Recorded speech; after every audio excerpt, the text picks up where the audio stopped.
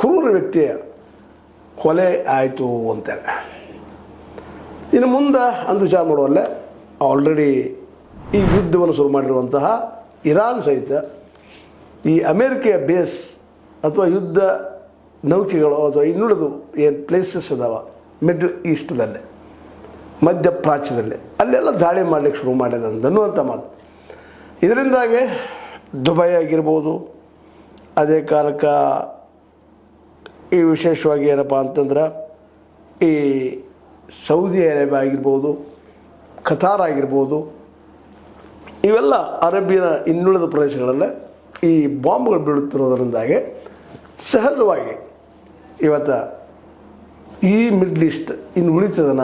ಯಾಕಂದರೆ ಆಯಿಲ್ ಆಧಾರ ಮೇಲೆ ಇವೆಲ್ಲ ಬೆಳೆದಿದ್ದಂಥವು ಮತ್ತು ಅಮೇರಿಕೆಯ ಸಹಕಾರದೊಂದಿಗೆ ಇದ್ದಂಥವು. ಅಮೇರಿಕ ಇದ್ದಿದ್ದು ಈ ಎಲ್ಲ ಕಡೆಗಳಲ್ಲೇ ತನ್ನ ಏರ್ ಬೇಸ್ ಮಾಡಿಕೊಂಡಿದ್ದನ್ನು ಇವತ್ತು ಇರಾನ್ ತನ್ನ ಬಾಂಬರ್ಗಳ ಮೂಲಕ ಗುರಿ ಇಡ್ತಾ ಹೊಡೆಯೋದನ್ನು ನೋಡಿದಾಗ ಇದು ಹಿಂದೆ ಸರಿಬೋದ ಯುದ್ಧ ಅಂತೇಳಿ ಈಗಾಗಲೇ ಇರಾನದ ಕಮಾಂಡರ್ ಸ್ಪಷ್ಟಪಡಿಸಿದ್ದಾರೆ. ಇದು ನಿಲ್ಲುವುದಿಲ್ಲ, ಇದು ನಿಲ್ಲೋದಕ್ಕೆ ಸಾಧ್ಯವೂ ಇಲ್ಲ, ಮುಂದುವರಿತದೆ ಅಂತ ಹೇಳ್ತಾ ಇದ್ದಾರೆ. ಆದರೆ ಎಷ್ಟರ ಮಟ್ಟಿಗೆ ಅನ್ನೋದು ಇನ್ನು ಹೇಳೋದು ಭಾಳ ಕಷ್ಟ.